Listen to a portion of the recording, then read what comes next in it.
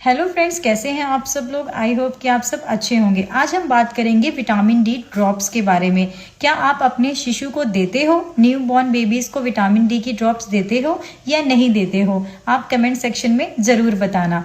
New born baby से लेके 1 year तक के बच्चे को विटामिन डी की ड्रॉप्स जो होती है वो बहुत ही ज़रूरी होती है।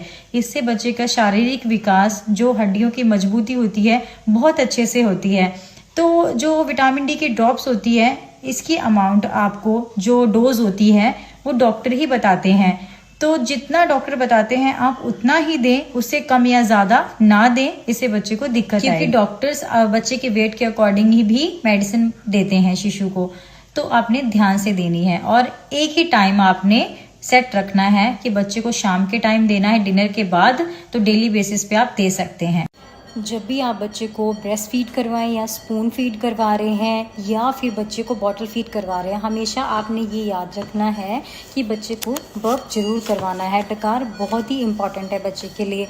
अगर आप बच्चे को बर्प नहीं करवाते तो बच्चे को जो भी दूध होता है वो डाइजेस्ट नहीं हो पाता अच्छे से और बच्चा बाहर की ओर स्पीड अप कर देता है।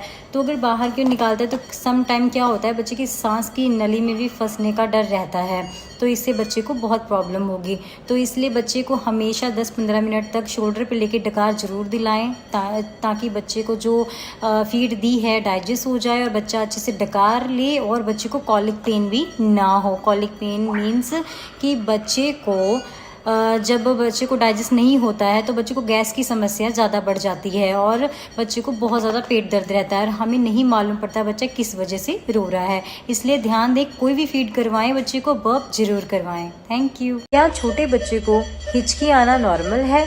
जी हाँ, अगर आपका बच्चा छोटा है और उसको बार बार मतलब दिन में 2-4 बार हिचकी आ जाती है, हिचकी आने लग जाती है, तो वो नॉर्मल है, कोई डरने की बात नहीं है।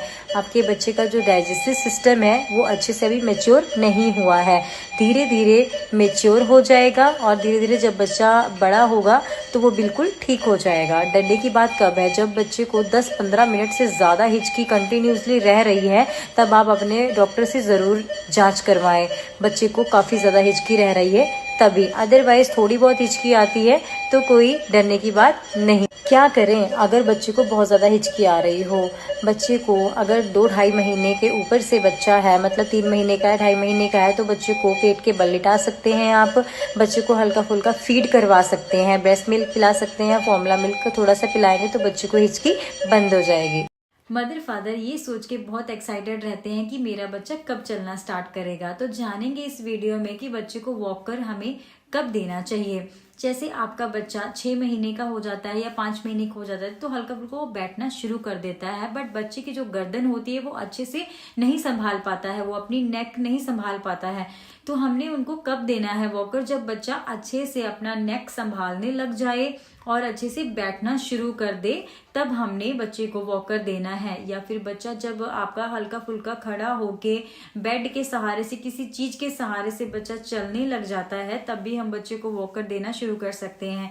अगर हम बच्चे को, जब बच्चा नेक भी नहीं संभाल पा रहा, अच्छे से बैठ नहीं पा रहा, तब उसको वॉकर देंगे, बच्चे को हेड इंजरी होने का ज्यादा खतरा बढ़ जाएगा। जैसे बच्चा जब चलता है, वॉकर चलाते तो बच्चा ऐसे गर्दन करता है ऐसे, तो बच्चे को प्रॉब्लम आ सकती है। इसलिए ध्यान में रखें और बच्चे को सही समय पर वॉकर दें। Thank you.